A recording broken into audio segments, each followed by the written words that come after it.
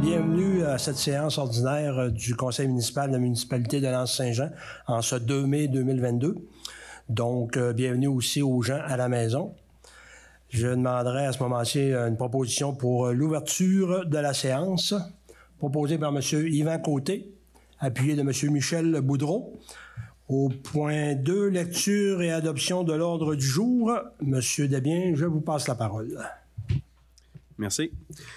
Alors, au point 1, ouverture de la séance. Point 2, lecture et adoption de l'ordre du jour. Au point 3, lecture et adoption des procès-verbaux. À 3.1, dispense de lecture et adoption du procès-verbal de la régulière du 4 avril 2022. Point 4, lecture et adoption des comptes du mois. 4.1, acceptation des comptes et paiements directs de mai 2022. 5, renouvellement des petites caisses. Oui, on en a. 6, lecture de la correspondance, on n'en a aucune. 7, administration. 7.1, municipalité de Ferlin-Boileau, près du chapiteau. 7.2, invitation au souper bénéfice de la Corporation Gestion Rivière-Saint-Jean-Saguenay Inc. 7.3, entente de service avec l'autorité 911 de prochaine génération. 7.4, renouvellement de l'adhésion à la Société historique du Saguenay. 7.5, confirmation de statut d'une secrétaire réceptionniste. 7.6, demande d'honoraires additionnels pour l'accompagnement assainissement des eaux usées secteur village. 7.7, dépôt de la liste des dépenses engagées par le directeur général. 7.8, comité touristique et comité vert demande d'installation d'une station de remplissage de bouteilles d'eau au quai de l'Anse-Saint-Jean. 7.9, politique de soutien financier aux organismes à but non lucratif. 7.10, renouvellement de notre adhésion au Conseil régional de l'environnement et du développement durable du Saguenay-Lac-Saint-Jean, le CRED. 7.11, collecte de fonds pour la Société de la SLA. 7.12, FADOC de Saint-Félix-de-Tis, spectacle Jannick Fournier. 7.13, mandat octroyé à notre aviseur légal dans le cadre d'un dossier de lotissement d'urbanisme. 7.14, nomination du maire suppléant. 7.15, programme de subvention au transport adapté 2021, excusez-moi. Ensuite, au point 8, travaux publics. 8.1, programme pour l'élaboration des plans de protection des sources d'eau potable, PEPP-SEP. 8.2, octroi du contrat pour le nivelage des chemins pour la période estivale de 2022, 2023 et 2024. 8.3, ouverture du poste d'adjoint travaux publics. 8.4, demande d'asphaltage du rond-point de la rue Gagné. 8.5, programme d'aide à l'entretien du réseau routier local 2021. Ensuite, les dossiers d'urbanisme au point 9. 9.1, recommandation CCU 30-2022, M. Marc Pelletier, 95, chemin de Vébron, lot 6 144 479. 9.2, recommandation CCU 31-2022, M. Marc-André Saint-Pierre, rue de la Canourgue, lot 6 467 582. 9.3, recommandation CCU 32-2022, M. Pierre Blackburn, 44, rue Elmina-Lavoie, lot 6 288 347. 9.4, recommandation CCU 33-2022, M. Roger Brassard, chemin du refuge, lot 6 507 519. À 9.5, présentation du premier projet de règlement numéro 22-396 modifiant le règlement de zonage 19-353 relativement aux résidences de tourisme, aux cantines mobiles et autres objets. À 9.6, présentation du projet de règlement 22-397 modifiant le règlement sur les permis et certificats 19-356 relativement à l'obligation d'obtenir un certificat d'autorisation pour l'exploitation d'une résidence de tourisme. À 10, sécurité publique, on n'a aucun point. À 11, loisirs, culture, tourisme et vie communautaire. 11.1, dépôt de la politique MADA 2020-2025, municipalité amie des aînés. À 11.2, démarche d'accompagnement du service d'aide-conseil en rénovation patrimoniale, la SARP. 11.3, démarche de financement tournée Bon Vélo Mont-Édouard. 11.4, festivités de la Fête nationale 2022. 11.5, cession de terrain entre M. Sébastien Perron et la municipalité de L'Anse-Saint-Jean. 11.6, lancement de la saison touristique 2022 Ferlin-Boileau. 11.7, motion de remerciement aux membres du comité de pilotage pour la politique MADA. 11.8, appui à la demande d'aide financière déposée par le Club de motoneige du Fjord au volet régional de la politique de soutien aux projets structurants de la MRC du Fjord du Saguenay. À 12 variants, on n'en a aucun. 13 rapports des comités information, 14 périodes de questions, 15 fermeture de la séance. Merci, M. Desbiens. Une proposition pour accepter l'ordre du jour proposée par M. Daniel Boudreau, appuyé de M. Carl Brassard. nous serions rendus au point 3. Lecture et adoption des procès-verbaux 3.1. Dispense de lecture et adoption du procès-verbal de la régulière du 4 avril 2022. Vous avez eu l'occasion de prendre connaissance du procès-verbal. Il n'y avait pas de questions ou quoi que ce soit. Tout était conforme. Oui, donc ça me prendrait un proposeur pour adopter la dispense de lecture du procès-verbal. Proposé par M. Claude Bouchard, appuyé de M. Michel Boudreau. Merci. Au point 4, lecture et adoption des comptes du mois, 4.1. Acceptation des comptes et paiements directs de mai 2022. M. Desbiens. Oui. Alors, au niveau de la liste des comptes fournisseurs, on a un montant de 160 515,75. Dans le fond, les principaux comptes qu'on a, on a nos assurances là, pour l'année pour 12 mois, là, pour un montant de 93 840. Et on a ensuite là, les quotes-parts de la MRC, 38 809. Donc, on parle d'à peu près un montant de 140 000 sur le 160 000. Les autres montants sont des montants minimes, là, tout en bas de 5 000 $. Et pour ce qui est des paiements directs, excusez-moi, on a 2403,82 là, qui est l'essence là, pour les camions pour le mois d'avril. Merci, M. Desbiens. Question? C'est beau. Proposeur, s'il vous plaît. M. Carl Brassard, proposé, secondé de M. Daniel Boudreau pour accepter les comptes et paiements directs. Renouvellement des petites caisses, je crois qu'on en a, hein? Oui, alors, c'est pas grand-chose. Là, au niveau de la petite caisse du bureau municipal, on parle d'un renouvellement de 214,65, là, comme toujours, là, majoritairement des certaines fournitures, envois postaux. Bureau de poste, on parle d'un montant de 106,30 de renflouement. Merci, M. Desbiens. Proposeur pour M. Yvan Côté, secondé de M. Claude Bouchard. Merci. Au point 6, lecture de la correspondance 6.1, on n'a aucun point.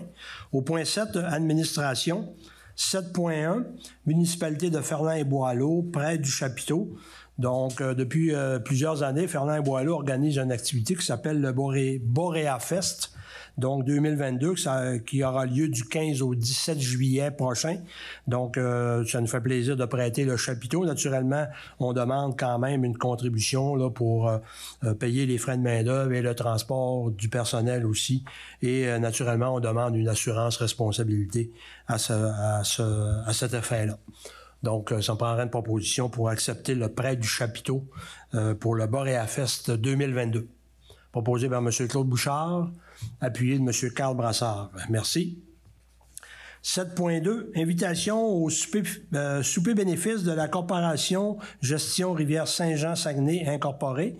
Donc, c'est une demande que nous avons reçue pour acheter des billets là, pour le souper au montant de 80 $. Souper qui aura lieu le 21 mai 2022 à la station du Mont-Édouard. Donc, ici, on propose d'acheter 4 billets au montant de 80 $ pour un montant total de 320 étant la participation là, de la municipalité.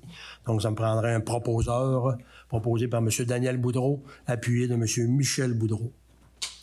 Au point 7.3, entente de service avec l'autorité 911 de prochaine génération. M. Desbiens. Oui, alors c'est une entente qui est quand même un petit peu complexe. Là. Je vais essayer de faire ça de façon très simple. C'est que dans le fond, auparavant, les ententes avec 911 là, étaient des ententes au niveau des territoires. Donc, chacun des territoires faisait affaire avec un fournisseur là, de services là, pour avoir accès au 911. Maintenant, avec le CRTC a passé là, une nouvelle norme là, en juillet 2017. Là, on parle d'une politique réglementaire télécom 2017-182. Et dans cette politique-là, maintenant, pour tout le territoire du Québec, c'est maintenant Bell Canada qui est le fournisseur pour l'ensemble de la province. Donc, ils ont refait les ententes 911 là, au niveau des différents providers de services. Et dans le fond, ce que ça nous demande, ben là, ils nous envoient une nouvelle entente là, pour que Bell puisse assurer le service là, pour l'ensemble, dans le fond, des territoires au Québec. Merci, M. Desbiens. Donc, ça prenait une proposition, je crois, hein? Oui, donc un proposeur pour cette entente de service-là, M. Yvan Côté, proposé, secondé de M. Michel Boudreau. Merci. Au point 7.4, renouvellement de l'adhésion à la Société historique du Saguenay. Donc, c'est pour un montant de, de 35 $. Donc, quelques avantages. Là, on reçoit 4 numéros de Saguenayansia par année, des rabais sur la production de documents d'archives, etc., etc. Donc, c'est une contribution qu'on fait, je crois, à chaque année. Donc, à 35 $, ça me prendra une proposition pour renouveler notre adhésion à la Société historique du Saguenay, proposé par M. Claude Bouchard, appuyé de M. Daniel Boudreau. Merci.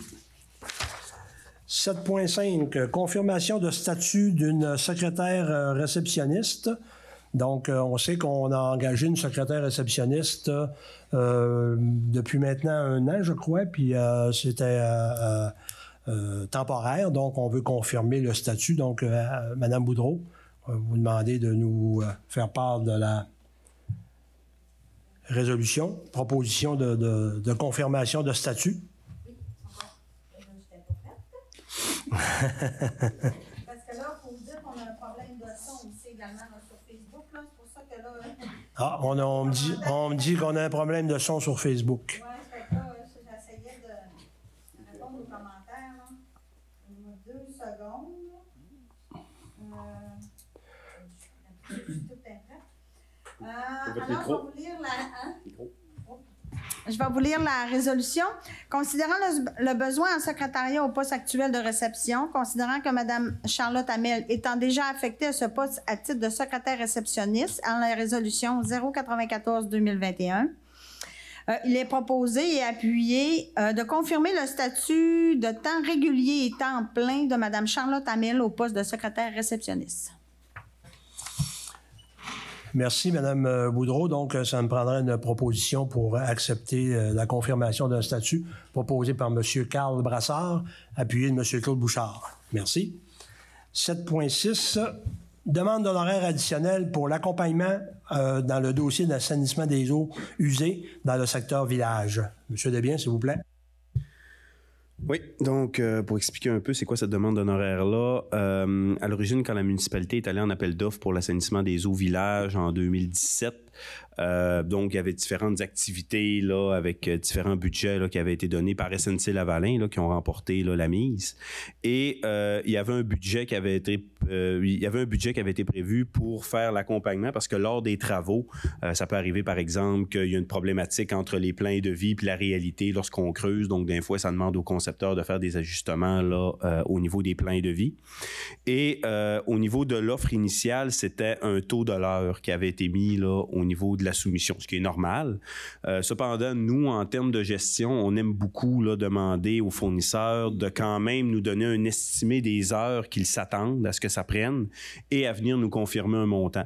Parce que comme ça, ce que ça nous permet, c'est que si, par exemple, il y a beaucoup d'imprévus, il y a beaucoup de problématiques, mais lorsqu'ils viennent à atteindre le montant là, qu'on leur a octroyé, bien, nécessairement, ils doivent redemander encore une autorisation. Donc, ça nous permet d'avoir des discussions avec eux autres et avoir davantage de contrôle là, advenant la situation où est-ce qu'on a des extras plus importants que ce qu'on s'attendait.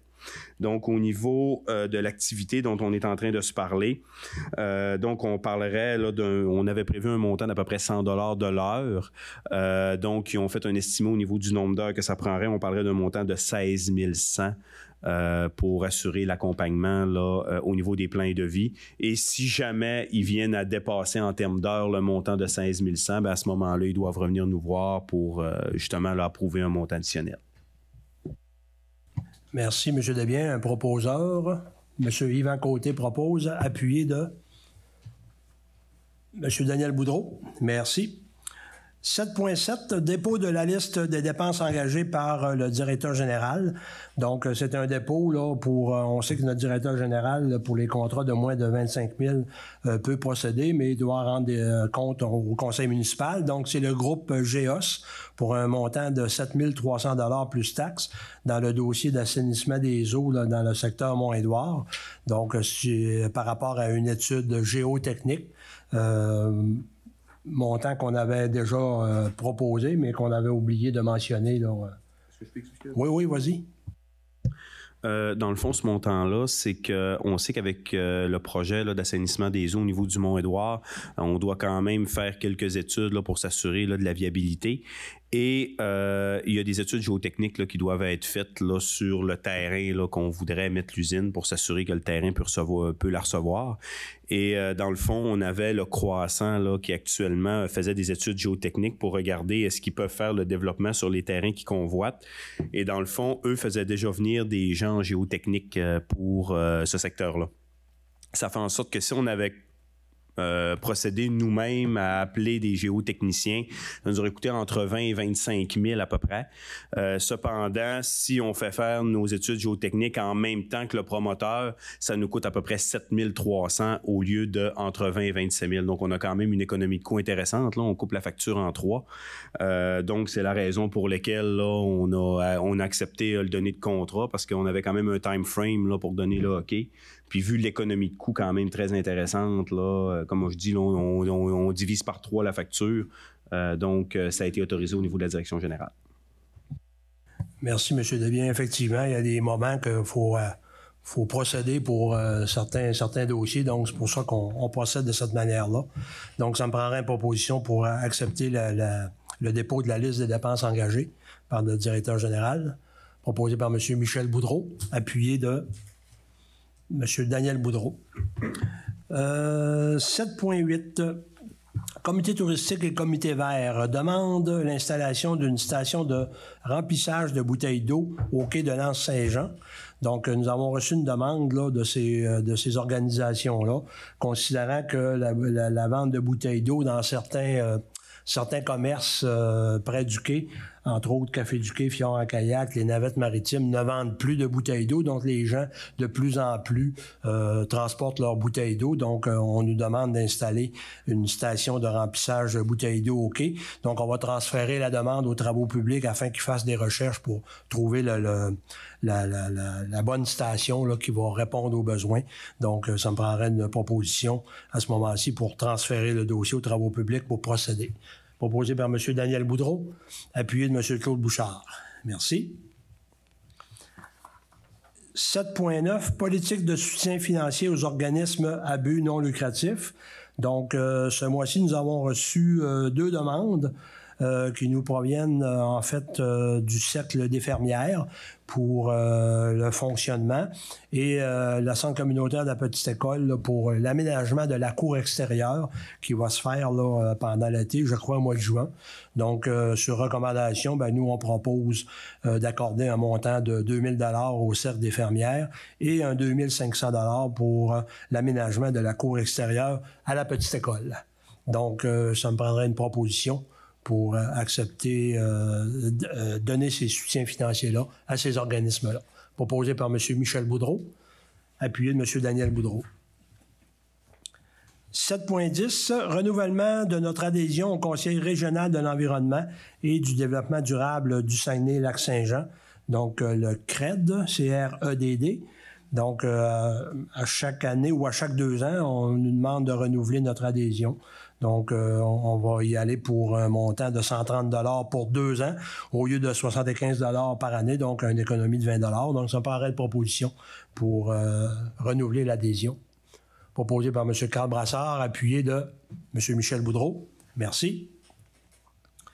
7.11, collecte de fonds pour la société de la SLA. Donc, c'est une sollicitation pour faire une collecte de fonds pour ramasser des fonds pour aider les gens pour la société de la sclérose latérale amyotrophique. Donc, on accorderait un montant de 100 $ et en même temps, j'invite les gens à participer à la marche qui aura lieu le 18 juin à Petit-Saguenay, à partir, je crois, de l'édifice municipal à aller jusqu'au quai. Donc, on aura l'occasion de publiciser ça là, dans les prochaines semaines. Donc, je voudrais une proposition pour donner un 100 $ pour la société à ce moment-ci. Proposé par M. Claude Bouchard, secondé de M. Carl Brassard. Merci. 7.12, FADOC de Saint-Félix-d'Otis, spectacle de Jannick Fournier. Donc, la FADOC de Saint-Félix-d'Otis organise une activité bénéfice. Il y avait un souper et un spectacle. Donc, étant donné que les places pour le souper ont tous trouver preneur, si on veut. Il resterait des billets de spectacle. Donc, on propose d'acheter 4 billets au montant de 35 $ pour assister au spectacle de Yannick Fournier le 3 juin prochain à l'église de Saint-Félix-d'Otis. Donc, ça me prendrait une proposition pour acheter 4 billets au montant de 35 $ chacun, proposé par M. Daniel Boudreau, appuyé de M. Michel Boudreau. Merci, monsieur. 7.13, mandat octroyé à notre aviseur légal dans le cadre d'un dossier de lotissement d'urbanisme. Vous savez, on a un dossier à régler au niveau de la municipalité dans le secteur, secteur Périgny. Là, on en a parlé beaucoup lors de la dernière séance. Et un citoyen qui communique régulièrement avec nous et nous avec lui aussi pour régler la problématique. Donc, on veut régler ce problème-là là, dans le meilleur intérêt de tout le monde. Donc, on travaille beaucoup, là, l'administration, les travaux publics mettent beaucoup d'efforts pour travailler ce dossier-là, qui n'est pas un dossier facile quand même. Donc, on essaie de régler le problème. Par contre, ce propriétaire-là nous transmet régulièrement des courriels insinuant et faisant état de l'incompétence des employés ou des fonctionnaires municipaux. Des différentes insinuations et accusations répétées sont telles qu'elles peuvent être harassantes et démotivantes pour les employés et les fonctionnaires municipaux. Ce contribuable-là, qui est domicilié au 6 de la rue des Colibris à Saint-Sauveur, prétend que les employés municipaux sont incompétents, entre autres façons, et de façon limitative à l'égard de la détermination des zones humides. Donc, on nous dit qu'on est incompétent pour déterminer qu'on a des zones humides ou pas. Donc, c'est des comportements qui sont inacceptables aujourd'hui. Moi, je n'accepte pas que les gens se comportent ainsi envers qui que ce soit au niveau de la municipalité. On travaille dans le respect, on veut que les gens nous respectent. Donc, nous, on respecte les gens. On s'attend la même chose de ces gens-là. Donc, ce soir, nous passons une résolution pour adresser à ce monsieur-là que M. Fabien Belland, domicilié au 6 rue des Colibris à Saint-Sauveur, soit formellement avisé de cesser dès la réception de la présente résolution toute insinuation ou accusation ainsi que dénigrement à quelque niveau que ce soit à l'égard des employés et fonctionnaires de la municipalité de L'Anse-Saint-Jean. À défaut par celui-ci de respecter le présent avis, le dossier doit être transmis au procureur de la municipalité afin que les démarches appropriées soient entreprises pour protéger l'intégrité des employés et des fonctionnaires municipaux. Copie de la présente résolution doit être adressée par poste recommandé à M. Fabien Belland dès son adoption. Donc, ce soir, je demande une proposition et un appui pour faire part à ce monsieur-là de cesser ses insinuations et ses accusations auprès de l'administration et des fonctionnaires municipaux. Proposé par M. Claude Bouchard, appuyé par M. Yvan Côté. Merci. Nomination du maire suppléant. Donc, nous sommes rendus déjà à presque 6 mois au nouveau conseil. Donc, ce soir, je me prendrai une proposition pour nommer M. Carl Brassard comme maire suppléant du mois de mai au mois d'août 2022. Proposé par M. Yvan Côté, appuyé de M. Daniel Boudreau. Merci. 7.15, programme de subvention au transport adapté 2021. Je vais demander à Mme Boudreau de nous parler de ce programme de subvention-là, en fait, du travail qu'on a à faire pour travailler avec le transport adapté du fjord. Oui, pour que le transport adapté du fjord peut avoir droit à la subvention, il faut que la municipalité s'engage à établir une politique relative à la qualité ou la quantité du service du transport dans le cadre des modalités. Oui, c'est ça. Politique relative à la qualité des services du transport adapté et collectif. Merci. Donc, c'est mettre en place une politique relative là, à la qualité en collaboration avec les gens de transport adapté du fjord. Oui. Donc, ça me prendrait une proposition proposée par M. Michel Boudreau, appuyée de M. Claude Bouchard. Merci. 8.1, travaux publics, 8.1, programme pour l'élaboration des plans de protection des sources d'eau potable. Donc, je crois que c'est une préparation pour déposer un projet éventuellement. Monsieur Desbiens, s'il vous plaît. Oui. Dans le fond, le programme n'est pas encore sorti. Cependant, le ministère a déjà demandé là, à certaines municipalités là, de signaler leur intérêt. Donc, nous, on en a un. On a fait une étude de vulnérabilité là, l'année passée. On a eu les résultats mars ou avril là, cette année. Et on sait que c'est un programme. On s'attend à ce qu'il sorte rapidement. On va avoir quand même là, un délai assez serré là, pour pouvoir présenter les demandes. C'est un programme on s'attend à peu près à 80% là, d'aide financière. Et dans le fond, on aurait aimé avoir une résolution du conseil municipal pour nous permettre de déposer. Donc, quand le projet va être monté, on va pouvoir en parler là, en rencontre plénière au niveau du conseil, mais on n'aura pas besoin de caler une réunion. On va pouvoir l'envoyer rapidement. Donc, on peut sauver là, des délais là, au niveau là, au niveau du dossier. Mais cependant, c'est clair là, que le dossier va être présenté au conseil municipal là, en réunion là, avant qu'il soit envoyé. C'est simplement pour s'assurer, là, comme je dis, là, d'être capable de rentrer dans les délais. Merci, M. Desbiens. Donc, un proposeur pour préparer les plans de protection des sources d'eau potable, proposé par M. Yvan Côté, appuyé de M. Michel Boudreau. Merci. 8.2, octroi du contrat pour le nivelage des chemins pour la période estivale de 2022, 2023 et 2024. M. Desbiens. Oui, alors on est allé en appel d'offres. On est allé pour 3 ans. D'habitude, on y allait annuellement. On a décidé là, d'aller pour 3 ans en se disant qu'on va peut-être avoir des économies de coûts. On a eu 2 soumissionnaires, donc Lauréat Gagné et Éric Côté Sable et Gravier. Donc, le soumissionnaire conforme le plus bas est Lauréat Gagné au montant de 129 207,18. Donc, c'est un montant pour les 3 années. Donc, comme la soumission est conforme, on recommande l'entreprise Lauréat Gagné pour le nivelage 2022, 2023 et 2024. Merci. Donc, proposition, M. Daniel Boudreau, appuyé de M. Claude Bouchard. Merci. 8.3, ouverture du poste d'adjoint aux travaux publics. On sait que au niveau des travaux publics, on a beaucoup de demandes. Là. La municipalité est en continuel développement. On a beaucoup de projets qui s'en viennent là, au niveau de la municipalité. On a des besoins grandissants, ne serait-ce que faire un bilan de nos infrastructures, de nos rues, de nos routes. On a le projet l'assainissement des eaux usées qui s'en vient prochainement. On a le développement immobilier dans le secteur du Mont-Édouard. On a la revitalisation de certains secteurs qu'on voudrait faire après les travaux d'assainissement des eaux. Donc, naturellement, on se rend compte qu'il y a beaucoup de travail qui s'en vient au niveau de la municipalité et les gens aux travaux publics sont débordés, si on veut. Et étant donné que la municipalité est en développement quand même grandissant, il y a beaucoup de projets qui s'en viennent. Donc, on juge le besoin.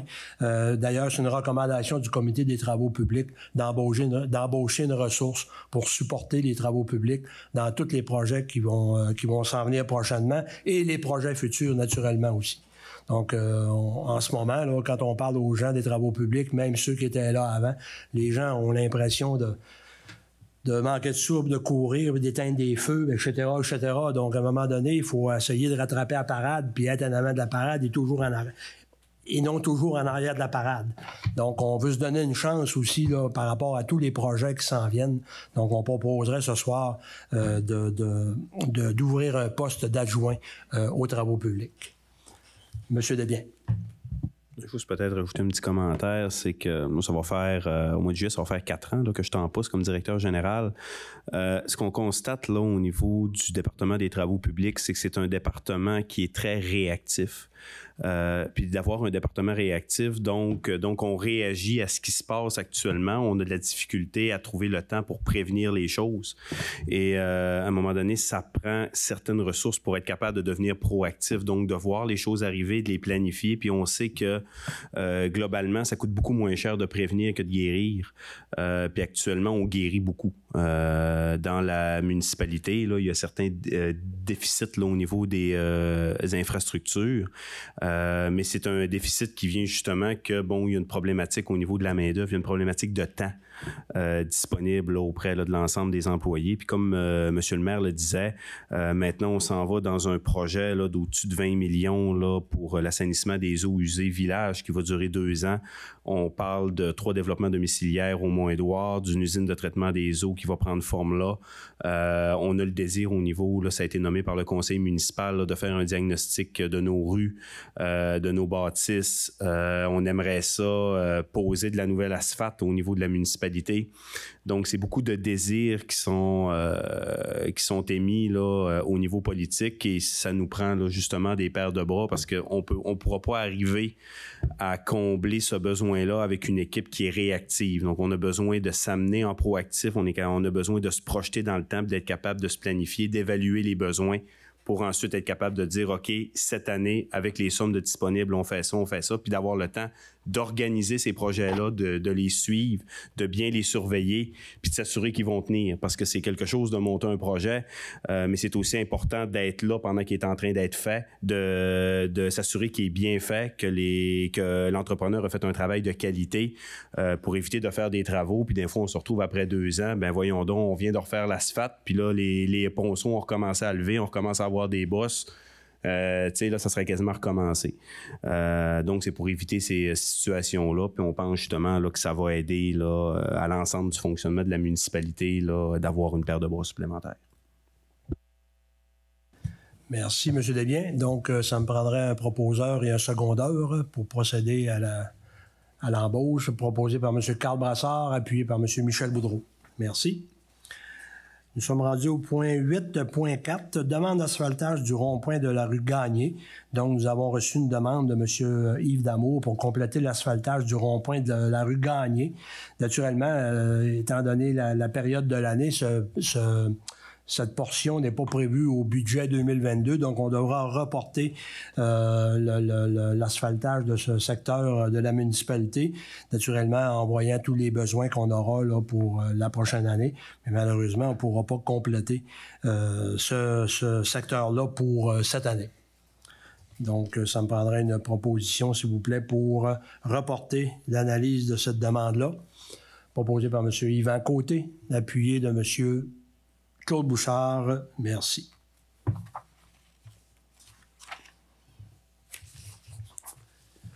Nous sommes rendus au point 9, urbanisme, 9.1.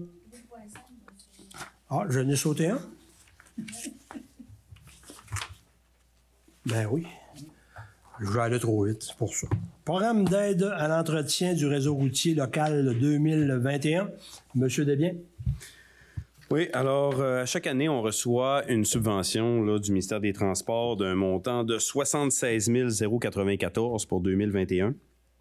Et on doit faire état un peu là, des dépenses là, qui ont été faites en lien avec cette subvention-là. Donc, dans le fond, là, on parle de dépenses de 324 134. C'est sûr que là-dedans, on peut mettre notre entretien d'hiver à 265 000 et notre entretien d'été à 58 000. Donc, c'est un dépôt là, qui doit être fait, une approbation par le conseil municipal qui vient attester que les dépenses ont bien été effectuées. Et nous, par la suite, on doit attester le tout dans le rapport financier 2021. Merci, M. Desbiens. Un proposeur pour accepter, M. Daniel Boudreau, appuyé de M. Yvan Côté. Merci. On est rendu à l'urbanisme, point 9. 9.1, recommandation CCU 30-2022. M. Marc Pelletier, 95 chemin de Vébron, lot 6 144 479. Et je vais passer la parole à Mme Annick Boudreau. Donc là, on parle d'un garage attenant à la maison. Oui. C'est dans le chemin de Vébron, dans le secteur du Mont-Édouard, donc qui est conforme au PIA du secteur. Le comité consultatif d'urbanisme a déposé une recommandation positive, donc c'est demande au conseil d'accepter cette demande de construction pour un garage attenant à la maison. Merci. Un proposeur, M. Claude Bouchard, appuyé de Carl Brassard. 9.2, recommandation CCU 31-2022, M. Marc-André Saint-Pierre sur rue de la Canourgue, sur le lot 6 467 582. C'est une unité de 4 logements, je crois. Oui, c'est 4 unités de logement sur le lot, vous l'avez dit tantôt, 6 467 582. Il est dans le secteur du Mont-Édouard, donc il est conforme au PIA. Le comité consultatif a donné une recommandation positive et donc c'est d'accepter la demande de permis de construction. Merci. Proposition proposée par M. Yvan Côté, appuyée de M. Claude Bouchard. Merci. 9.3, recommandation CCU 32-2022, M. Pierre Blackburn, 44 rue Elmina-Lavoie, sur le lot 6 288 347. Je crois que c'est une résidence et un garage. Oui. Monsieur Blackburn est dans le secteur du développement Valence. Il est conforme au PIA. Le comité consultatif a donné une recommandation positive, donc il faut accepter là, la demande de construction d'une résidence et d'un garage. Merci. Il y avait une petite recommandation pour le revêtement en bois au lieu du cannexel. Oui, excusez, je l'ai oublié. Merci. Donc, une proposition proposée par M. Daniel Boudreau, appuyée de M. Claude Bouchard. 9.4. Recommandation CCU 33-2022, M. Roger Brassard, chemin du refuge, sur le lot 6 507 519. On parle ici d'un triplex. Oui. Monsieur Brassard est dans le secteur du Mont-Édouard, donc la construction est conforme au PIA. Le comité consultatif a donné une recommandation positive également et il s'agit d'accepter la demande de permis de construction. Merci. Donc, un proposeur proposé par M. Yvan Côté, appuyé de M. Michel Boudreau. Merci. 9.5. Présentation du premier projet de règlement, numéro 22-396, modifiant le règlement de zonage 19-353, relativement aux résidences de tourisme, aux cantines mobiles et autres objets. Donc, j'avais déjà signifié, est-ce que je dois resignifier mon intérêt dans ce dossier, même si je l'ai signifié au début du processus? Donc, je déclare mon intérêt dans ce dossier au niveau de ce projet de règlement-là. Monsieur Desbiens? Oui, alors on en a parlé à la dernière séance, là, au 4 avril, là, lorsqu'on a fait l'avis de motion. On peut retourner voir la séance sur YouTube. Là, on avait donné quand même quelques explications là, sur le fonctionnement des résidences de tourisme. Donc là, on vient passer le premier projet de règlement. Suivant ce premier projet de règlement-là, vous allez recevoir là, peut-être dans le courant vers la fin de la semaine prochaine, là, on essaye, là, ou ben non, ça va aller au début de l'autre, un éco municipal. Et dans cet éco municipal-là, vous allez avoir certaines informations là, sur comment ça fonctionne, là, les résidences de tourisme, quels sont les endroits où est-ce que c'est permis, où est-ce que ce n'est pas permis. Et vous allez aussi avoir une invitation pour une assemblée publique. Donc, à cette assemblée publique-là, on va parler des différentes modifications au niveau du règlement. Là, on a aussi les cantines mobiles, un usage d'agriculture dans V29 proche du lac d'Alaire, là, dans le coin de le gîte l'Aigle d'Or. Mais majoritairement, on s'entend là, que le gros de la rencontre va être les résidences de tourisme et ça va être le moment où est-ce que vous pourrez justement là, recevoir l'ensemble des explications et aussi poser vos questions. On va avoir Mme Julie Simard, là, qui est l'urbaniste au niveau de la municipalité, qui va être là aussi là, pour, s'il y a des gens qui ont vraiment des questions pointues, plus spécifiques, elle va être capable là, de répondre à l'ensemble des interrogations de la population. Donc, surveillez l'éco municipal et on vous attend en grand nombre là, au niveau de cette assemblée publique-là. Merci, M. Desbiens. Donc, ça me prendrait une proposition. M. Claude Bouchard, appuyé de M. Michel Boudreau, pour accepter le premier projet de règlement. 9.6. Encore là, je vais déclarer mon intérêt dans ce projet de règlement-là. Présentation du projet de règlement 22-397, modifiant le règlement sur les permis et certificats 19-356, relativement à l'obligation d'obtenir un certificat d'autorisation pour l'exploitation d'une résidence de tourisme. M. Desbiens? Oui, en gros, c'est en lien là, avec le précédent règlement, mais c'est juste qu'au niveau des permis et certificats, maintenant, une personne qui va vouloir faire là, l'exploitation d'une résidence de tourisme va devoir avoir besoin d'avoir un permis là, ou un certificat là, de la part de la municipalité. Là. Avant, on avait le certificat de la CITQ, mais maintenant, il va aussi falloir avoir une émission de permis là, au niveau de la municipalité pour pouvoir en faire l'usage. Merci, M. Desbiens. Donc, ça me prendrait un proposeur pour présenter ce projet de règlement-là. Premier projet de règlement proposé par M. Daniel Boudreau, appuyé de M. Claude Bouchard.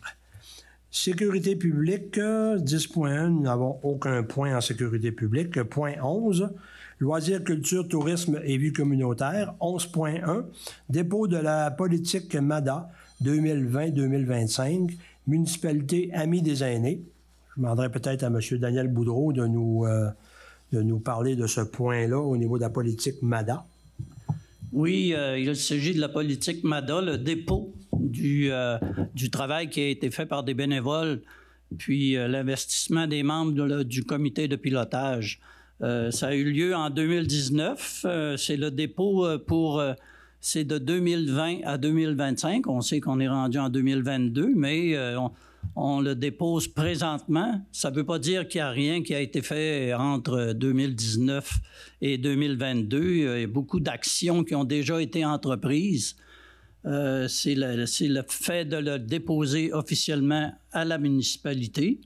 Et aussi dire qu'on accepte que les personnes déléguées associées au comité de pilotage, de pair avec les délégués municipaux et les conseillers Michel Boudreau et Daniel Boudreau, moi-même et Michel, en lien avec l'exécution du mandat de la mise à jour du plan d'action et de la reddition de la politique municipale MADA de la génération 2020 à 2025.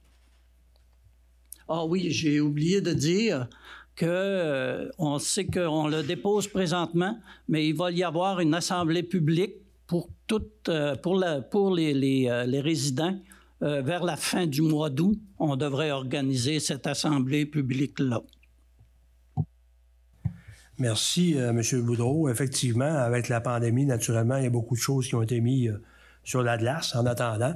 Maintenant, on est rendu là. On fait le dépôt de la politique. Il y aura une présentation à la fin du mois d'août. Donc, ça me prendrait une proposition pour accepter le dépôt de la politique proposé par M. Michel Boudreau, appuyé de M. Carl Brassard. Merci.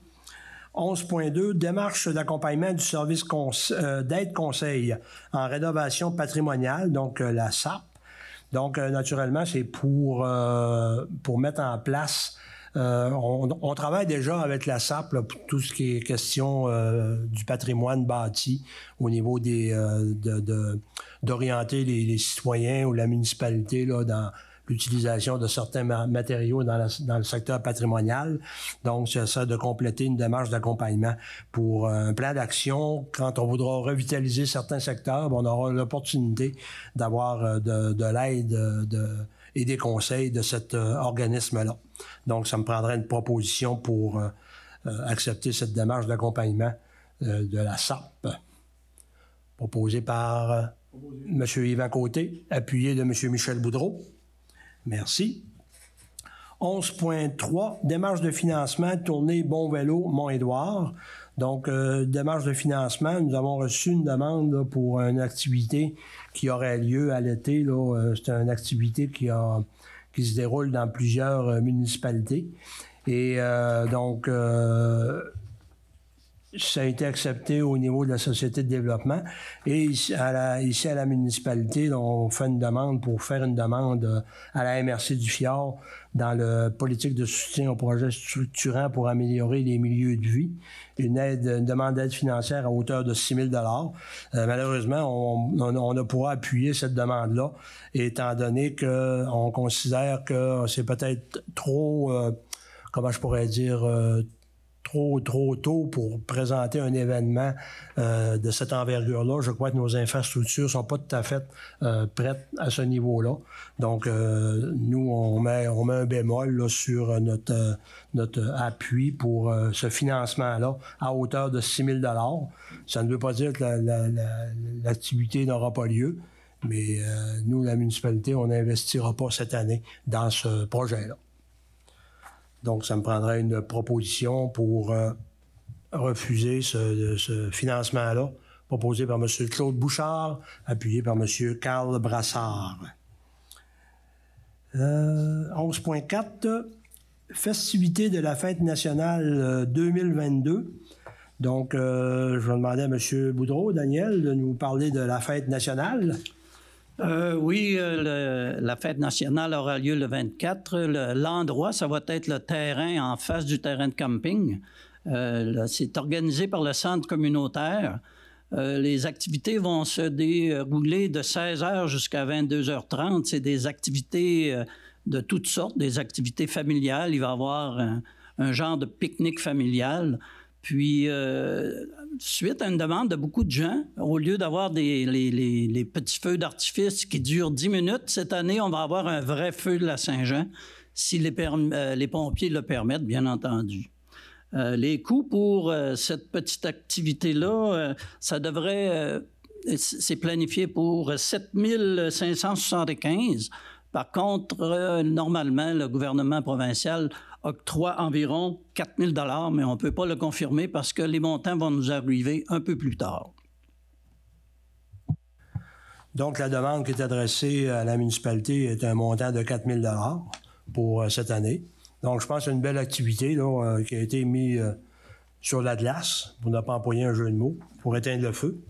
Donc, effectivement, il va y avoir feu de joie, spectacle, souper, il va y avoir un cirque, etc., etc. Donc, ça va être une belle activité là, pour que les gens puissent festoyer ensemble. Toute la famille. Toute la famille, exactement. Donc, ça me prendrait une proposition pour accepter de débourser un montant de 4 000 $ pour la fête nationale, proposé par M. Michel Boudreau, appuyé par M. Daniel Boudreau. 11.5, session de terrain entre M. Sébastien Perron et la municipalité de L'Anse-Saint-Jean. Je crois que c'est une abrogation, si le terme est bon. Oui, c'est qu'on abroge une résolution qu'on a passée en 2019. Là, on a un projet là, pour se faire céder un petit terrain là, au niveau de la pointe. Là, on sait qu'on a comme une espèce de rond-point qui vire là, au bout du quai. Puis à l'intérieur de ce rond-point-là, au fond, il y a comme une espèce de petit terrain là, avec pas mal d'arbres. Là, donc, le propriétaire veut nous céder ça à titre gratuit là, pour faire un petit parc. Donc, on avait passé la résolution en 2019. Cependant, là, il y a eu la rénovation cadastrale qui a passé, les numéros de lot ont changé, etc. Donc, tout ce qu'on fait, c'est qu'on abroge la résolution de 2019. On en passe une aujourd'hui en 2022 et on vient changer les numéros de lot pour mettre les lots par million, tout simplement. Merci, M. Desbiens. Donc, une proposition proposée par M. Yvan Côté, appuyé de M. Michel Boudreau. Merci. 11.6, lancement de la saison touristique 2022, Ferland et Boileau. Donc, on sait qu'à chaque année, là, depuis plusieurs années, on faisait le lancement touristique dans différentes municipalités. On changeait de municipalité à chaque année. Et cette année, c'était rendu autour de l'Anse-Saint-Jean, mais avec les travaux qu'il va y avoir cette année dans la municipalité. Donc, on a demandé à une autre municipalité de prendre le relais. Donc, cette année, ça va avoir lieu à Ferland et Boileau. Donc, le 1er juin 2022. Sûrement que toutes les entreprises touristiques, là, La communication de la municipalité, c'est possible que vers la fin de la semaine prochaine, on ait l'assemblée publique pour les résultats financiers de 2021. Donc, on vient faire état un peu là, de la municipalité a fini, est-ce qu'on a fini positif ou négatif? Et au niveau de l'éco municipal que vous allez recevoir, vous allez aussi avoir une invitation pour une assemblée publique pour les développements domiciliaires là, qui sont actuellement en cours, qui sont à l'étude actuelle. Par le conseil municipal et l'administration. On essaye de faire ça aux environs de la fin mai. Donc, on veut que ce soit avant le 31 mai. On a commencé à parler de date, là, mais vous allez vraiment avoir la confirmation dans l'éco municipal. Dans cette assemblée publique-là, on veut avoir vraiment les 3 promoteurs qui vont présenter leur projet aux citoyens. Par la suite, il va y avoir aussi un petit côté présentation là, de la municipalité pour tout ce qui touche le traitement, l'assainissement des eaux, les impacts financiers là, que les différents secteurs pourraient avoir relativement à tout ça. Donc, même si ça va être des informations basées sur des estimations, on commence à avoir quand même là, des données un petit peu plus réelles, un petit peu plus concrètes. On rappelle aux gens d'ailleurs que seulement une première acceptation qui a été faite, donc on doit faire une deuxième acceptation pour les plans et devis, une troisième acceptation pour l'entente de partage de coûts avec la municipalité. Mais là, on est rendu au point où est-ce que les dossiers sont suffisamment avancés pour faire une présentation aux citoyens, puis faire en sorte aussi là, que les promoteurs, la municipalité, là, soient en mesure d'avoir quand même la majorité des réponses pour les gens. Donc, surveillez votre éco municipal par rapport à ça. Encore une fois, ça, c'est une autre assemblée publique. Là. Ça serait intéressant. Là. Plus on va avoir de gens, plus ça va permettre là, autant là, à la municipalité, administration, conseil municipal là, de prendre le pouls là, de l'ensemble de la population sur ces projets-là. Merci, M. Desbiens. Moi, j'aurais peut-être 3 points. Je rappelle que le 1er au 7 mai, donc en ce moment, c'est la semaine de la sécurité civile. Donc, le gouvernement sollicite naturellement les citoyens à se préparer au sinistre pour leur bien et celui de leur famille. De toute façon, il va y avoir une campagne toute la semaine sur le site là, de webquebec.ca. Et tout au long de la semaine, là, il va y avoir des campagnes de sensibilisation. Donc, suivez ça. Ça peut être intéressant à ce niveau-là. Couverture ambulancière, vous vous rappelez qu'on a fait une sortie médiatique par rapport à la couverture ambulancière. Donc, M. Philome Lafrance, le maire de Petit-Saguenay, avait été mandaté pour rencontrer les représentants du CIUS et en compagnie du bureau du député François Tremblay. Donc, cette rencontre-là a eu lieu. Et lors de la rencontre, le CIUS a expliqué qu'effectivement, il y avait un problème de découverture ambulancière à la baie et dans le Bas-Saguenay depuis un certain temps et que le problème s'était accentué là, depuis le début de l'année. Donc, le CIUS s'est engagé à encadrer de façon plus importante l'entreprise qui dessert nos territoires. Donc, ils vont solliciter une rencontre là, avec, je pense qu'il y a plusieurs entreprises qui couvrent le Saguenay-Lac-Saint-Jean. Donc, il va y avoir une rencontre avec cette entreprise-là pour regarder là, les mesures correctives à apporter pour justement qu'il n'y ait plus de découverture ambulancière dans le Bas-Saguenay, comme on a vécu là, une quarantaine d'heures là, où on a eu là, pas d'ambulance là, de disponible. Et c'est quelque chose quand même qui est inacceptable. Donc, on suit le dossier de près. Et naturellement, on ne lâchera pas les pressions là, pour s'assurer d'avoir une couverture 100%. Mon dernier point, la Grande Ourse. Donc, je voudrais quand même vous mentionner les artistes qui seront présents à la Grande Ourse. Donc, on parle de Vincent Vallière, Émile Bilodeau, Guylaine Tanguay et Ludovic Bourgeois. Donc, ça sera sûrement des spectacles intéressants le 17 et 18 juin prochain. On rappelle au Mont-Édouard. Donc, je voulais en faire l'annonce là, ce soir. On serait rendu à la période de questions. Est-ce que nous avons des questions du public dans la salle?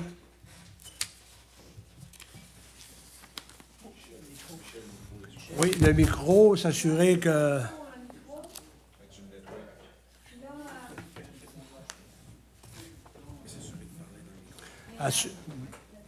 Assurez-vous d'être prêt là, pour qu'on vous entende parce qu'à la télévision, là, des fois, on perd le son.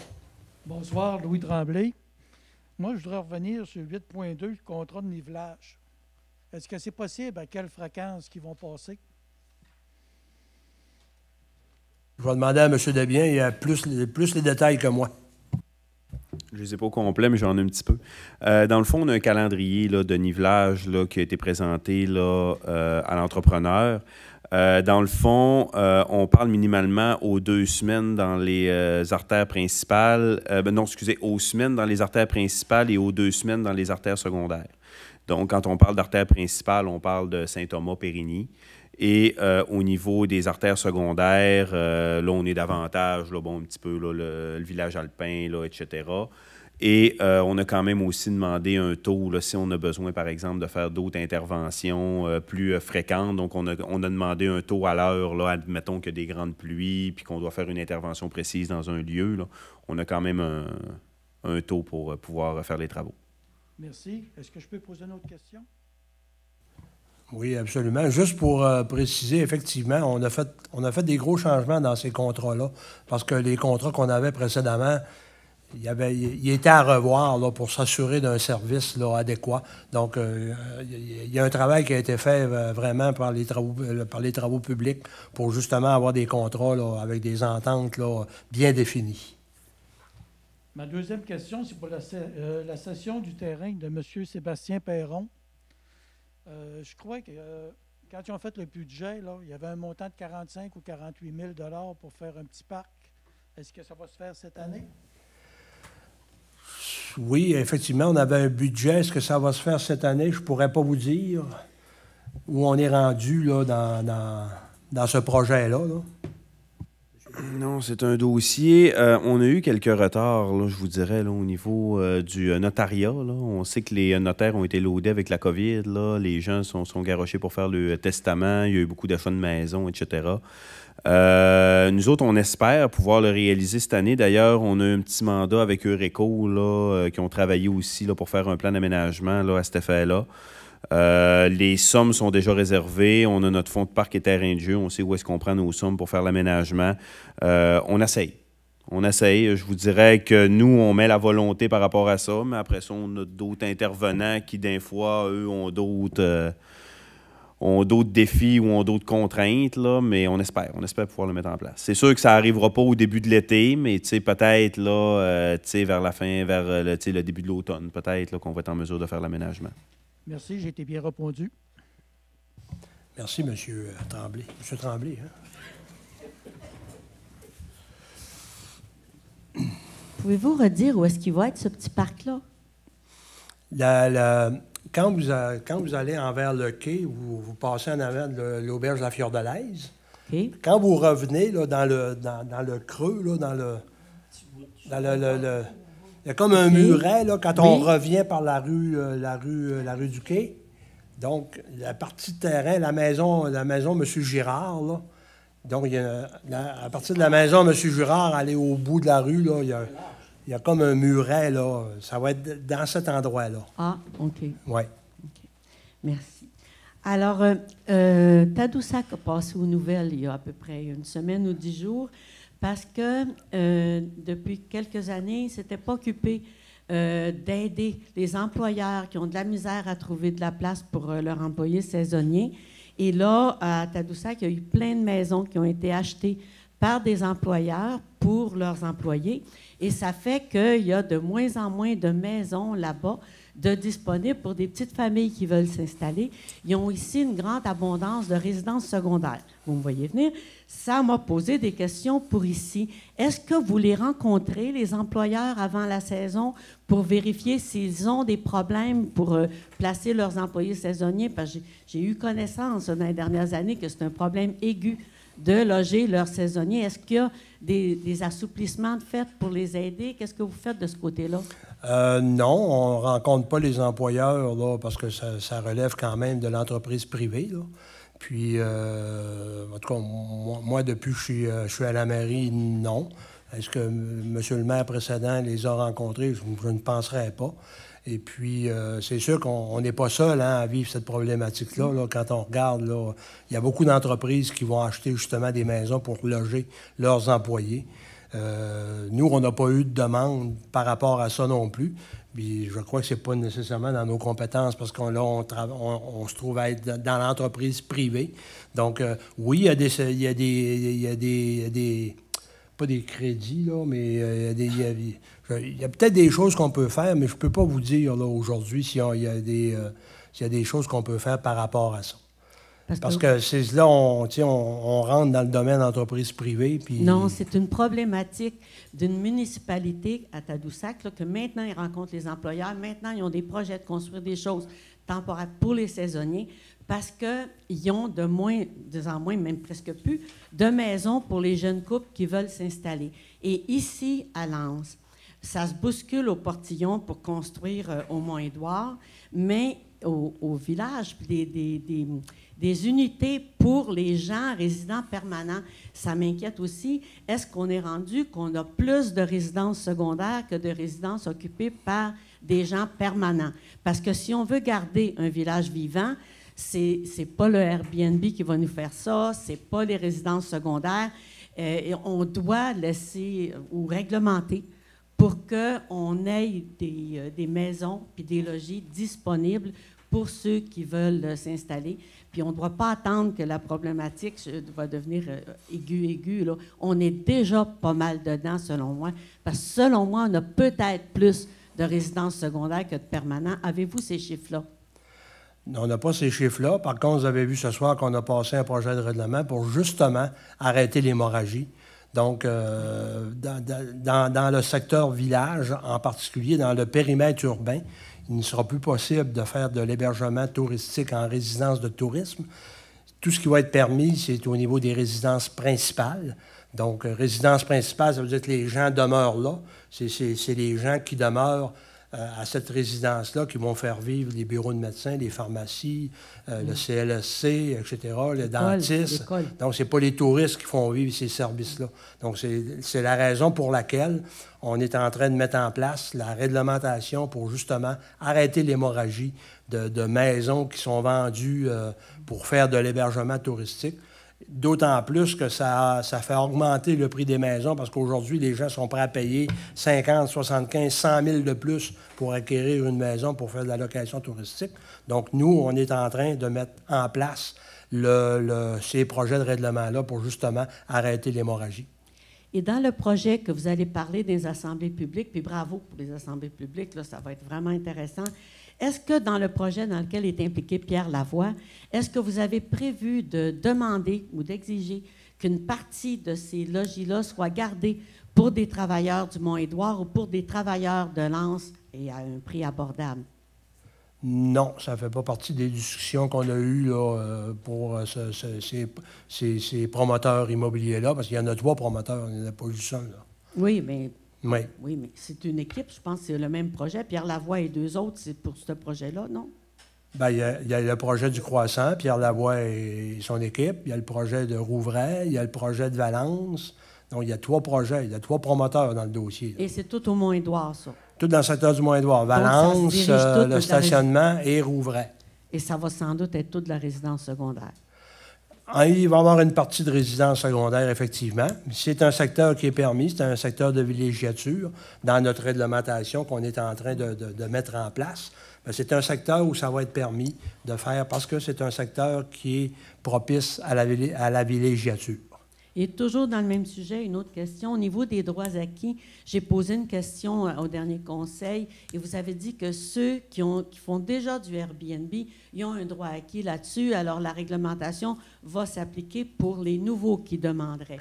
Mais là, moi, l'information que j'ai eue, puis vérifiée au niveau de vos avocats, c'est qu'il n'y a pas de droit acquis sur l'usage. Alors, le droit acquis pour l'usage, ça ne compterait pas. Donc, ça voudrait dire que vous pourriez interdire complètement les Airbnb dans certains secteurs très précis, même si ça se fait déjà. Fait qu'informez-vous de ce côté-là. Vous avez plus les experts juridiques pour vous informer là-dessus. Ensuite, autre chose que j'ai entendue aux nouvelles, à Saguenay, ils font du ménage dans leur Airbnb. Parce qu'il y en a qui font ça sans être enregistrés à la CITQ, sans avoir demandé d'autorisation. Et à la CITQ, en tout cas, si tu en fais sans avoir demandé d'autorisation, les amendes varient entre 1 000 et 25 000 $. Alors, à ce moment-là, vous autres, j'ai été très surpris là, de ce que j'ai entendu ce soir, qu'à date, quelqu'un peut faire du Airbnb sans demander l'autorisation à la municipalité, juste en s'enregistrant à CITQ. Non, ça prend un numéro déterminé par la CITQ. Et ça prend un permis délivré par la municipalité. Mais c'est maintenant, c'était pas le même il y a 2 ans ou c'était... Oui, c'était le même, mais comme partout ailleurs, il y a beaucoup de gens qui étaient dans l'illégalité. Là. Oui, M. Desbiens veut intervenir. Dans le fond, comment ça fonctionnait, c'était que la municipalité n'émettait pas de permis. Cependant, lorsqu'une personne faisait une demande CITQ, la CITQ contactait la municipalité. La municipalité avait 30 ou 45 jours pour confirmer que l'usage était conforme à la réglementation. Donc, nous, on n'émettait pas de permis, mais on signifiait à la CITQ si la personne pouvait ou ne pouvait pas le faire. Parce qu'on avait certaines dispositions au règlement. Par exemple, il y avait des zones où il y avait seulement une résidence de tourisme, une unité d'habitation qui pouvait être mise en location par terrain, par exemple. Donc, si une personne, par exemple, voulait faire 2 Airbnb sur son terrain, bien à ce moment-là, la réglementation nous permettait de le refuser, puis là, la personne n'avait pas son permis de CITQ. Donc, même si nous, on n'émettait pas de permis de CITQ, on avait un pouvoir de pas un permis de CITQ, mais si on n'émettait pas un permis municipal, on avait quand même un pouvoir de venir signifier à la personne, bien, est-ce que tu vas avoir ton permis de CITQ ou est-ce que tu ne l'auras pas? Pour les amendes que vous avez mentionnées, les amendes au niveau de la CITQ, ce n'est pas la municipalité qui les donne. Ça, vous avez déjà dû le voir. Ça, c'est vraiment... elles utilisent les services de Revenu Québec là, pour faire ces demandes-là.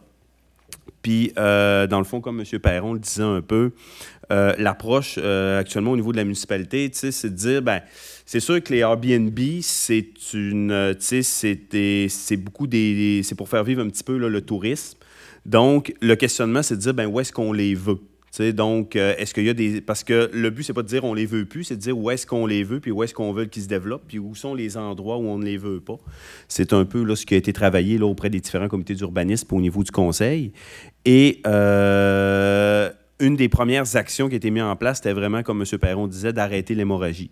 Actuellement, ce qu'on se retrouvait, c'est que là, le gros danger, c'est que là, on avait des conversions de maisons qui étaient des résidents permanents ici de l'Anse-Saint-Jean et là, qui étaient achetés et convertis en résidence secondaire. Et c'est là que le danger commence. Parce que là, il n'y avait plus de maisons au niveau du Mont-Édouard parce que là, les développements ne sont pas décollés puis il y a une grosse recherche. Donc, les gens ont débordé au niveau du village, puis on se retrouvait avec une surenchère. Où est-ce que là, des maisons se vendaient 75, 100, 125 % le prix qui se serait vendu là, il y a 3 ou 4 ans. Donc, le but, c'était d'arrêter cette hémorragie-là. Et par la suite, on a eu là, d'ailleurs des discussions là, au niveau du conseil municipal. Il y a une volonté de regarder ensuite au niveau du village, est-ce qu'il y a des endroits où est-ce que justement on pourrait faire des développements, puis venir limiter là, la façon là, dont les développements vont se faire pour éviter d'avoir des maisons de 5, 6, 700 000 $. Mais c'est sûr qu'il faut faire une réglementation avant, parce que si on fait un développement domiciliaire dans le village, on n'a pas de réglementation, les gens vont arriver, ils vont construire, puis ils vont louer. Fait que, tu sais, on ne règle pas notre problème. Donc, il y a des étapes. Ce règlement-là, c'est la première étape pour y arriver. Puis par la suite, on va commencer à travailler là, au niveau du secteur village. La volonté, c'est que le secteur village, de son côté, lui, on va avoir nos résidents permanents qui sont là. On veut que ce soit les gens qui fassent vivre le village, qui fassent vivre les services. Et par la suite, on a un secteur davantage au niveau touristique, que là, si des gens veulent faire de la location, veulent venir visiter la municipalité, etc., bien là, il va y avoir des endroits pour faire de la location au niveau du Mont-Édouard. Donc, on va vraiment au niveau d'une vocation. Où est-ce qu'on met cette vocation-là dans la municipalité? Donc, vous pourriez faire du ménage comme Saguenay. Parce que Saguenay, ce qui s'est passé, c'est qu'ils ont regardé le nombre de résidences touristiques qu'il y avait enregistrées pour Airbnb. Ils ont été voir sur le site, en cliquant leur municipalité, qui est-ce qui offrait du Airbnb. Puis, ils se sont aperçus qu'il y en avait beaucoup plus. Alors, ils ont fait une liste d'illégaux. Et puis, je ne sais pas comment ils ont agi par rapport à ça, mais ils ont averti pour les amendes. Alors, on pourrait faire ça ici aussi, se faire une liste des illégaux. Est-ce que je peux continuer? Oui. Dans le fond, bien, ça va être très facile de travailler de cette façon-là parce que maintenant, avec notre nouvelle réglementation, nous, comme on émet maintenant des autorisations au niveau de la municipalité, bien, on va falloir s'assurer que les gens aient leur permis CITQ parce que c'est une exigence au niveau de la réglementation. Donc, quand les gens vont avoir... pour les gens, par exemple, qui avaient déjà fait l'usage, parce que je prends en note qu'est-ce que vous m'avez dit. Cependant, nous, nos professionnels en urbanisme, la MRC, tout ce qui s'ensuit, même au niveau, il y a une présentation des îles de la Madeleine là, qu'on avait visionné là, sur Internet, et on vient vraiment nous signifier qu'il y a des droits acquis là, au niveau là, de l'usage qui est fait là, au niveau des résidences. Ça se peut qu'on n'ait pas la bonne information, mais c'est ce qu'on nous a dit là, de notre côté, là. Et c'est ce que plusieurs municipalités font. Cependant, au niveau de ces usages-là, là, je suis en train de perdre mon idée. J'ai comme trop d'affaires dans la tête en même temps. On parlait des illégaux. Là. Des illégaux. Oui, c'est ça. C'est qu'autrement dit, au niveau des droits acquis, les gens de leur côté vont... Les gens qui avaient un usage avant, mais par exemple qui n'étaient pas enregistrés au niveau de la CITQ, eux autres, de leur côté, arrêtez de rire de moi, je vous prie. Donc, les gens qui faisaient l'usage au niveau de la résidence de tourisme et qui n'étaient pas enregistrés CITQ vont quand même avoir un délai de grâce pour venir se conformer. Ils vont avoir 3 mois après l'entrée en vigueur. On parle peut-être vers le mois d'octobre, jusqu'à octobre-novembre 2022. Et les gens, après ça, qui vont faire du Airbnb et qui n'auront pas leur permis de CITQ, bien, nous, ça va être facile parce qu'on va tout avoir les résidences qui vont être conformes avec le permis de CITQ dans nos logiciels. Fait que ça va être facile d'aller sur les sites de location à court terme, de regarder qui s'affiche là, puis de faire la comparaison avec, bien, la personne s'affiche là, est-ce qu'elle a son permis, est-ce qu'elle a ses informations. Puis, tu sais, une journée, l'inspecteur municipal est capable de se monter un tableau. Après ça, il prend la liste de ceux-là qui n'ont pas les autorisations, il envoie ça à Revenu Québec, là. Fait que, tu sais, ça va se faire quand même assez facilement parce que là, on va avoir l'ensemble de l'information. Merci beaucoup. Et mon dernier point, ça serait des félicitations. J'ai assisté et participé à une rencontre avec Régent Fortin pour le plan d'adaptation au changement climatique À chaque fois, je suis stupéfaite. C'est tellement du beau travail qui se fait là, conjointement avec Charlevoix, conjointement avec les parcs, conjointement avec l'Université du Québec. C'est vraiment très... ça ne se fait pas n'importe comment, là. Puis les employés municipaux qui participent à ça, c'est vraiment du très, très beau travail aussi. Il a raconté aussi l'implication des employés municipaux dans ce plan-là. Et j'ai entendu encore aux nouvelles qu'à Saguenay, des citoyens se disputaient parce que Saguenay n'a pas encore commencé son plan d'adaptation au changement climatique. Et je sais que nous autres, le long du fjord, il y a nous autres. Et puis qu'il y a plein de municipalités qui nous regardent aller là-dedans et qui vont s'ajuster selon... Il y a eu un employé municipal qui était assez brillant ici pour aller chercher une subvention il y a 2-3 ans pour qu'on commence ça. Et puis là, ça y est, c'est vraiment... Ben j'avais pas vu. Le coupable est assis dans la salle. On le nommera pas, mais OK. Alors, bravo pour le travail commencé. On va avoir un rapport fin mai à propos de la rivière Saint-Jean. Et puis, il y a d'autres rapports qui s'en viennent. Alors, très fier.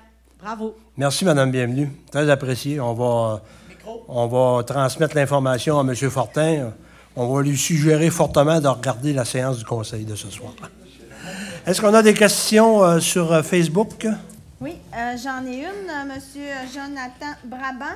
Pour quelle raison la piscine va être fermée cet été et avez-vous un plan de remplacement pour les petites familles du secteur? Le parc pour les enfants a été démoli et maintenant autour de la piscine. Bien, comme on l'a mentionné, la piscine en 2022, c'est sûr que ne sera pas en opération. Maintenant, pour la suite des choses, on est en pourparlers avec les promoteurs pour regarder là, à ce niveau-là, qu'est-ce qui va se passer pour cette infrastructure-là. Mais c'est sûr que les terrains vont être cédés, vendus, c'est-à-dire aux promoteurs. Donc, ça fait partie des terrains qui sont vendus. Donc, naturellement, on ne sera plus chez nous. Mais il y a des dispositions, il y a des discussions en ce moment avec le promoteur concernant cette partie de terrain-là. Je ne sais pas si, Jonathan, tu avais quelque chose à rajouter. Oui, puis en fait, dans le fond, il reste toujours la piscine municipale du camping, là, est une piscine là, qui est accessible à l'ensemble de la population. Là, donc, tu sais, c'est sûr que c'est un petit peu plus de distance. Là, c'est pas pour les gens qui restent dans le secteur du Mont-Édouard, il faut faire un petit peu de route. Cependant, tu sais, c'est quand même une très bonne piscine. Là, si les gens veulent se rafraîchir, là, ça peut quand même compenser là, pour un été là, par rapport à ces services-là.